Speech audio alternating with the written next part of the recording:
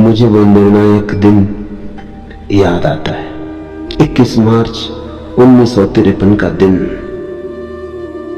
अनगिनत जन्मों तक मैं काम करता रहा था, अपने ऊपर कार्य करता रहा, संघर्ष करता रहा, जो कुछ भी किया जा सकता है वो सब करता रहा और कुछ भी घटित नहीं हो रहा था। अब मैं समझता हूं कि कुछ भी क्यों नहीं हो रहा था। खुद प्रयास ही बाधा था, स्वयं सीढ़ी ही रुकावट थी, खोज करने का आग्रह ही रास्ते में था। ये नहीं कि बिना खोज के पहुंचा जा सकता है, खोज आवश्यक है, लेकिन एक बिंदु आता है जब खोज को छोड़ देना पड़ता है। नदी पार करने के लिए नाव आवश्यक है, लेकिन एक क्षण ऐसा आता है जब तुम्हें नाव से उतर जाना होता है, उसे भूल जाना होता है, उसे पीछे छोड़ देना होता है। प्रयास आवश्यक है, बिना प्रयास कुछ भी संभव नहीं और सिर्फ प्रयास से भी कुछ भी संभव नहीं। 21 मार्च 1953 से ठीक पहले 7 दिन पूर्व मैंने अपने ऊपर काम करना बंद कर दिया। एक ऐसा क्षण आता है जब तुम देखते हो कि प्रयास पूरी तरह व्यर्थ हो गया है। तुम वह सब कर चुके हो जो किया जा सकता था और कुछ भी नहीं घटित हुआ। तुम वह सब कर चुके हो जो मनुष्य कर सकता है, फिर और क्या किया जा सकता है। पूर्ण असहायता में मनुष्य सभी खोजों को छोड़ देता है। जिस दिन मैं कुछ पाने की चेष्टा में नहीं था, जिस दिन मैं कुछ होने की प्रतीक्षा में नहीं था, उसी दिन यह घटित होना शुरू हो गया। एक नई ऊर्जा उठी, कहीं से भी नहीं। वह किसी स्रोत से नहीं आ रही थी, वह तो कहीं से भी और हर जगह से आ रही थी। वह वृक्षों में थी, पत्थरों में थी, आकाश में थी, सूर्य में थी, हवा में थी, हर जगह थी। और मैं इतने जोर से तलाश कर रहा था और सोच रहा था कि यह बहुत दूर है और यह तो इतना पास था, इतना निकट था। सिर्फ इसलिए कि मैं खोज रहा था, मैं निकट को देखने में अक्षम हो गया था। खोज हमेशा दूर के लिए होती है, खोज हमेशा किसी दूरस्थ वस्तु के लिए होती है और वह दूर नहीं थी। मैं दूरदृष्टि वाला हो गया था। मैंने निकट को देखने की क्षमता खो दी थी। आंखें दूर क्षितिज पर केंद्रित हो गई थी और वे उस निकट को देखने की योग्यता खो बैठी जो ठीक मेरे चारों ओर था। जिस दिन प्रयास रुका, मैं भी रुक गया, क्योंकि तुम प्रयास के बिना अस्तित्व में नहीं रह सकते, तुम इच्छा के बिना नहीं रह सकते, तुम किसी लक्ष्य की ओर भाग के बिना नहीं रह सकते। स्वयं का जो प्रपंच है वह कोई वस्तु नहीं है, वह एक प्रक्रिया है। वह भीतर बैठा कोई पदार्थ नहीं है, उसे हर क्षण तुम्हें रचना पड़ता है। ये साइकिल को पैडल चलाने जैसा है। यदि तुम पैडल चलाते हो तो वो चलती रहती है, यदि तुम पैडल नहीं चलाते तो वो रुक जाती है। थोड़ा बहुत वो अपने पुराने वेग के कारण आगे बढ़ सकती है, पर जिस क्षण तुम पैडल रोक देते हो, वस्तुतः साइकिल रुकना शुरू कर देती है। उसके पास अपनी कोई शक्ति नहीं। अहंकार इसलिए अस्तित्व में है क्योंकि हम इच्छा में पैडल मारते रहते हैं, क्योंकि हम कुछ पाने की कोशिश करते रहते, क्योंकि हम स्वयं से आगे छलांग लगाते रहते। अहंकार की यही घटना है, स्वयं से आगे छलांग, भविष्य में छलांग, कल में छलांग, अस्तित्वहीनता में छलांग। यही अहंकार है, क्योंकि वह अस्तित्वहीन से आता है। वह मृग तृष्णा जैसा है, वह सिर्फ इच्छा से बना है और कुछ नहीं। वह सिर्फ प्यास से बना है और कुछ नहीं। अहंकार वर्तमान में नहीं है, वह भविष्य में है। यदि तुम भविष्य में हो तब अहंकार बहुत ठोस लगता है। यदि तुम वर्तमान में हो तो अहंकार मरीचिका है, वह विलीन होना शुरू हो जाता है। जिस दिन खोज रुकी, और यह कहना भी ठीक नहीं होगा कि मैंने खोज रोकी, बेहतर यह कहना होगा कि खोज स्वयं रुक गई। मुझे इसे दोहराने दो। बेहतर तरीका यह है कि कहां जाए, खोज स्वयं रुक गई। क्योंकि यदि मैं खोज को रोकूं तो मैं फिर उपस्थित हूं। अब रोकना भी मेरा प्रयास हो जाएगा, अब रोकना भी मेरी इच्छा हो जाएगी। और इच्छा सूक्ष्म से सूक्ष्म रूप में बनी रहेगी। तुम इच्छा को रोक नहीं सकते, तुम केवल समझ सकते हो। इच्छा की समझ ही उसका रुकना है। याद रखना, कोई भी इच्छा को रोक नहीं सकता, और सत्य तभी होता है जब इच्छा रुक जाती है। अब दुविधा यह है, किया क्या जाए। इच्छा है और बुद्ध कहते हैं कि इच्छा को रोकना है, और वे इसी सांस में कहते हैं कि इच्छा को रोका नहीं जा सकता। तो फिर क्या किया जाए? तुम मनुष्य को दुविधा में डाल देते हो। वे इच्छा में है, निश्चित ही तुम कहते हो इसे रोकना है, और फिर तुम कहते हो इसे रोका नहीं जा सकता। तो किया क्या जाए? इच्छा को समझना है। तुम उसे समझ सकते हो, बस देख सकते हो कि वो क्या है, और तुम उसकी निरर्थकता देखोगे, उसकी असत्यता देखोगे। तुम देखोगे कि वह अस्तित्वहीन है, और इच्छा गिर जाती है, और उसके साथ तुम्हारे भीतर भी कुछ गिर जाता है। इच्छा और अहंकार परस्पर सहयोग में अस्तित्व में रहते हैं। वे एक दूसरे को सहारा देते हैं। अहंकार इच्छा के बिना रह नहीं सकता, इच्छा अहंकार के बिना रह नहीं सकती। इच्छा अहंकार का प्रक्षेपण है, अहंकार इच्छा का अंतर्ग्रहण है। दोनों एक ही घटना के दो पहलू हैं। जिस दिन इच्छाएं रुक गई, मैंने अपने आप को बहुत निराश और असहाय पाया। कोई आशा नहीं, क्योंकि कोई भविष्य नहीं। आशा करने जैसा कुछ भी नहीं, क्योंकि सारी आशाएं निरर्थक सिद्ध हो चुकी थी। वे कहीं नहीं ले जाती। तुम परिक्रमा करते रहते हो, आशा तुम्हारे आगे आगे झूलती है। वह नए मृग तृष्णाएं रचती रहती है। वह पुकारती है, आगे बढ़ो, तेज भागो, तुम पहुंच जाओगे। पर तुम चाहे जितने तेज भागो, तुम कभी नहीं पहुंचते। इसीलिए बुद्ध इसे मृग तृष्णा कहते हैं। ये उसी क्षितिज की तरह है जिसे तुम धरती के चारों ओर देखते हो। वह प्रतीत होता है, पर वास्तव में है नहीं। तुम उसके पास जाओ, वह तुमसे दूर भागता है। जितना तेज तुम दौड़ते हो, उतनी तेज वह दूर होता जाता है। जितने धीरे चलो, उतना धीरे वह हटता है। लेकिन एक बात निश्चित है, तुम और क्षितिज के बीच दूरी हमेशा समान रहती है। तुम 1 इंच भी उस दूरी को कम नहीं कर सकते। तुम अपनी आशा तक पहुंच नहीं सकते। आशा ही क्षितिज है। तुम कोशिश करते हो कि खुद को उस क्षितिज से, उस आशा से, किसी प्रक्षेपित इच्छा से जोड़ लो। इच्छा एक पुल है, पर सपनों का पुल, क्योंकि जो अस्तित्वहीन है उसके लिए पुल नहीं बनाया जा सकता, सिर्फ कल्पना ही की जा सकती है। तुम उस अस्तित्वहीन से जुड़ नहीं सकते। जिस दिन इच्छा रुक गई, जिस दिन मैंने उसे देखा, उसका यथार्थ जाना, वो बिल्कुल व्यर्थ था। मैं असहाय था और निराश, लेकिन उसी क्षण कुछ होने लगा। वही कुछ होने लगा जिसके लिए अनगिनत जन्मों तक मैं काम करता रहा था और जो नहीं हो रहा था। तुम्हारी निराशा में ही एकमात्र आशा है, और तुम्हारी इच्छाहीनता में ही तुम्हारी पूर्णता है, और तुम्हारी अत्यंत असहायता में अचानक संपूर्ण अस्तित्व तुम्हारी सहायता शुरू करता है। अस्तित्व प्रतीक्षा कर रहा है। जब वो देखता है कि तुम खुद काम कर रहे हो, स्वयं कोशिश कर रहे हो, वह हस्तक्षेप नहीं करता, वह प्रतीक्षा करता है। वह अनंत तक प्रतीक्षा कर सकता है, क्योंकि उसे कोई जल्दबाजी नहीं है। वह अनंत है। जिस क्षण तुम स्वयं कोशिश करना छोड़ देते हो, जिस क्षण तुम गिर जाते हो, जिस क्षण तुम लुप्त हो जाते हो, पूरा अस्तित्व तुम्हारी ओर दौड़ता है, तुम में प्रवेश करता है, और पहली बार घटनाएं होने लगती। 7 दिनों तक मैं पूर्ण निराशा और असहायता की अवस्था में रहा, लेकिन साथ ही भीतर कुछ उठ रहा था। जब मैं कहता हूं निराश, उसका वह अर्थ नहीं है जो तुम शब्दकोश में पढ़ते हो। मैं बस ये कहता हूं कि मुझ में आशा नहीं थी, आशा अनुपस्थित थी।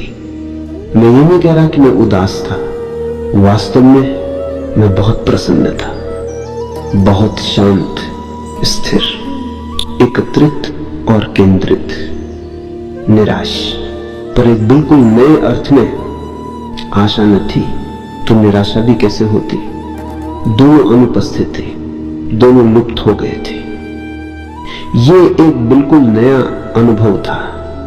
आशा के बिना होना ये कोई नकारात्मक स्थिति नहीं थी। मुझे शब्दों का उपयोग करना पड़ता है, लेकिन ये कोई नकारात्मक अवस्था नहीं थी, ये एक सकारात्मक उपस्थिति थी। कुछ मेरे भीतर उमड़ रहा था, मुझे भर रहा था, मुझसे बह रहा था। और जब मैं कहता हूं कि मैं असहाय था, मैं इसे शब्दकोश के अर्थ में नहीं कहता, मैं बस ये कहता हूं कि मैं निरअहं था। यही मेरा आशय है, असहाय से। मैंने ये तथ्य जान लिया था कि मैं नहीं हूं, इसलिए अब मैं अपने ऊपर निर्भर नहीं हो सकता था। अब मैं अपने किसी आधार पर खड़ा नहीं हो सकता था, क्योंकि कोई आधार ही नहीं था। मैं एक गर्त में था, एक तलहीन गर्त में, पर कोई भय नहीं था, क्योंकि बचाने जैसा कोई मैं नहीं रहा था। भय कैसा, जब डरने वाला ही नहीं। उन 7 दिनों में महान रूपांतरण हो रहा था, पूर्ण रूपांतरण। और अंतिम दिन एक बिल्कुल नई ऊर्जा, एक नई ज्योति, एक नया आनंद इतनी तीव्रता से प्रकट होने लगा कि वह लगभग असहनीय हो गया। मानो मैं फट रहा हूं, मानो मैं आनंद से पागल हो रहा हूं। तो पश्चिम की नई पीढ़ी ने इसके लिए सही शब्द बनाया है।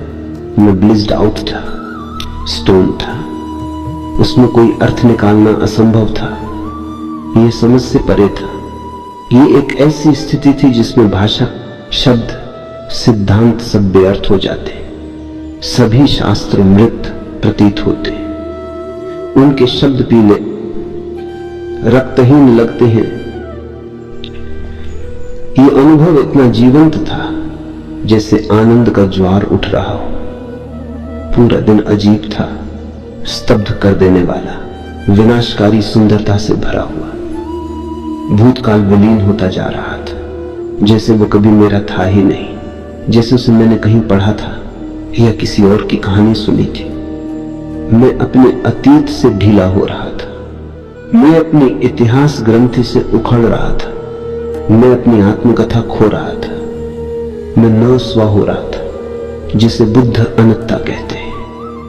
सीमाएं मिट रही थी, भेद मिट रहे थे, मन विलुप्त हो रहा था, वह लाखों मील दूर भाग रहा था और उसे पकड़कर रखने की कोई इच्छा नहीं थी। मैं एकदम उदासीन था, सब ठीक था, अतीत से चिपके रहने की कोई आवश्यकता महसूस नहीं होती थी। शाम तक यह इतना कठिन हो गया कि उसे सहना मुश्किल था। वह तकलीफ देह था, वह लगभग पीड़ा जैसा था। यह वैसा ही था जैसे कोई स्त्री प्रसव पीड़ा में जाती है। जब एक नया जन्म निकट होता है और स्त्री अपार वेदना से गुजरती है, जन्म की वेदना। मैं उन दिनों रात के 12 या 1 बजे सोया करता था, लेकिन उस दिन जागना असंभव था। आंखें अपने आप बंद हो रही थी, उन्हें खुला रखना मुश्किल हो रहा था। कुछ निकट था, कुछ घटने वाला था। क्या यह कहना कठिन था। शायद ये मेरी मृत्यु होने वाली थी, लेकिन कोई भय नहीं था, मैं उसके लिए तैयार था। वे 7 दिन इतने सुंदर थे कि मैं मरने के लिए तत्पर था, कुछ और चाहिए ही नहीं था। वो इतने आनंदपूर्ण, इतने संतोषजनक थे कि यदि मृत्यु भी आती तो वह स्वागत योग्य होती। लेकिन कुछ होने वाला था, कुछ मृत्यु जैसा, कुछ जो या तो मृत्यु होगा या पुनर्जन्म, एक क्रूस पर चढ़ना या पुनरुत्थान, पर वो कुछ विराट बस कोने पर था और आंखें खुली रखना असंभव था, मानो मैं किसी दवा के प्रभाव में था। उच्चतर वास्तविकता की दृष्टि जब आती है तो तुलना भी अपने आप उत्पन्न होती है। अन्यथा नहीं। सपने में सपना वास्तविक लगता है। तुम हर रात सपने देखते हो। सपना तुम्हारी सबसे बड़ी गतिविधियों में से एक है। यदि तुम 60 वर्ष जीवो तो 20 वर्ष तुम सोते हो और लगभग 10 वर्ष सपने देखते हो। सोचो, 10 वर्ष लगातार सपने देखने में बीत जाते हैं। हर रात और हर सुबह तुम कहते हो सपना वास्तविक था, और फिर रात को जब तुम सपना देखते हो सपना वास्तविक लगता है। सपनों में यह याद रखना कठिन है कि यह सपना है, लेकिन सुबह यह बहुत आसान हो जाता है। क्यों? तुम वही व्यक्ति हो। सपने में केवल एक ही वास्तविकता होती है। कैसे तुलना करोगे? कैसे कहोगे कि यह अवास्तविक है? किससे तुलना करोगे? वह एकमात्र वास्तविकता दिखाई देती है। सभी वस्तुएं समान रूप से अवास्तविक होती हैं, इसलिए कोई अंतर नहीं दिखता। सुबह जब तुम आंखें खोलते हो एक दूसरी वास्तविकता वहां होती है। अब तुम कह सकते हो कि सपना अवास्तविक था। इस वास्तविकता की तुलना में सपना अवास्तविक हो जाता है। मोहम्मदियों ने, पंडितों ने, राजनीतिज्ञों ने इस सुंदर शब्द को बिगाड़ दिया है। इसलिए मैं इसे वह कहता हूं। वह था और मैं बाहर जा रहा था। एक ज्वार की लहर मुझे लिए जा रही थी। जब मैं बाग में प्रवेश, सब कुछ ज्योति में हो गया। हर जगह वह आशीर्वाद था, वह कृपा थी। मैं पहली बार वृक्षों को जीवित देख पा रहा था। उनकी हरियाली, उनकी जीवन धारा, उनके रस की धड़कन। पूरा बाग सोया हुआ था, वृक्ष सोए हुए थे, लेकिन मैं देख रहा था बाग जीवित है। यहां तक कि छोटी घास की पत्तियां भी अद्भुत लग रही थी। मैंने चारों ओर देखा। एक पेड़ बड़ा ज्योतिमय प्रतीत हुआ, मोनश्री का वृक्ष। वह मुझे अपनी ओर खींच रहा था। मैंने उसे नहीं चुना, ईश्वर ने उसे चुना। मैं उस वृक्ष के पास गया, उसके नीचे बैठ गया, और जैसे ही बैठा सब कुछ शांत होने लगा। पूरा ब्रह्मांड एक आशीर्वाद बन गया। जब मैं घर लौटा, सुबह के 4 बजे थे, तो घड़ी के हिसाब से मैं वहां 3 घंटे अवश्य बैठा था, लेकिन वह तो अनंत था। उसका समय से कोई संबंध नहीं था। वे 3 घंटे पूरी अनंतता बन गए। वह कालातीत था। समय नहीं था, समय का कोई प्रवाह नहीं था। वह था अविकृत, अस्पर्शित, अमाप्य, कुंवारी वास्तविकता। और उस दिन कुछ हुआ जो तब से निरंतर है। नहीं, ये कोई निरंतरता नहीं, ये हर क्षण पुनः घटित होता है। ये एक चमत्कार की धारा है। हर पल नया चमत्कार। उस रात से और उस रात के बाद मैं कभी शरीर में नहीं रहा। मैं बस शरीर के आसपास मंडराता हूं। मैं अत्यंत शक्तिशाली हो गया और साथ ही बहुत नाजुक। मैं अत्यंत मजबूत था, पर वह शक्ति किसी मोहम्मद अली जैसी न थी। वह शक्ति पत्थर की शक्ति नहीं थी, वह गुड़हल के फूल की शक्ति थी। इतनी नाजुक, इतनी कोमल, इतनी संवेदनशील। पत्थर बना रहता है, फूल कभी भी गिर सकता है, लेकिन फिर भी फूल पत्थर से अधिक शक्तिशाली है, क्योंकि वह जीवित है। या ये ओस की बूंद जैसी शक्ति थी, घास की पत्ती पर चमकती हुई सुबह की धूप में, अद्भुत, अनुपम, और फिर भी एक हल्की हवा उसे गिरा सकती है और वह हमेशा के लिए खो सकती है। बुद्धों की शक्ति इस दुनिया की शक्ति नहीं है, उनकी शक्ति प्रेम की शक्ति है। ओस की बूंद की तरह उनकी शक्ति नाजुक है, परम जीवन। उनकी शक्ति मृत्यु की नहीं, जीवन की है। उनकी शक्ति हिंसा की नहीं, करुणा की है। और उस रात के बाद मैं कभी शरीर में नहीं रहा। मैं बस उसके आसपास तैरता हूं। इसीलिए मैं कहता हूं ये एक अतुलनीय चमत्कार रहा है। हर क्षण मुझे आश्चर्य होता है कि मैं अभी भी यहां हूं। मुझे अब तक जा चुकना चाहिए था। हर सुबह जब मैं आंख खोलता हूं, मैं कहता हूं तो मैं अभी भी यहां हूं, क्योंकि यह लगभग असंभव प्रतीत होता है। यह चमत्कार चलता आ रहा है। दुनिया एक प्रक्षेपित दुनिया है। तुम वास्तविक दुनिया को सिर्फ एक पर्दे की तरह उपयोग करते हो और अपने ही विचार उस पर फेंकते हो। जब मैं कहता हूं कि दुनिया वास्तविक है, दुनिया अत्यंत सुंदर है, दुनिया अनंत प्रकाश से भरी है, दुनिया आनंद और उल्लास है, दुनिया एक उत्सव है, तो मैं अपनी दुनिया की बात करता हूं। यह तुम्हारी दुनिया भी वैसी ही हो जाएगी यदि तुम अपने सपने छोड़ दो। जब तुम अपने सपनों को छोड़ देते हो तो तुम वही दुनिया देखते हो जो किसी भी बुद्ध ने कभी देखी है। जब तुम स्वप्न देखते हो, तुम अकेले स्वप्न देखते हो।